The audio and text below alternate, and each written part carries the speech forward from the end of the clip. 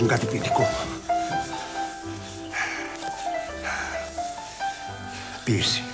Μόνο ποίηση. Μίλα μου με ποίηση. Έχω αποφασίσει όταν πεθάνω να μείνει κάτι πίσω. Γι' αυτό έχω αποφασίσει η ποίηση είναι σημαντικό μέρος της ζωής μου. Πρέπει να βγάλουμε λεφτά. Άκου τον άνεμο, άκου. Άκου τώρα. Το χιόνι που πέφτει απαλά.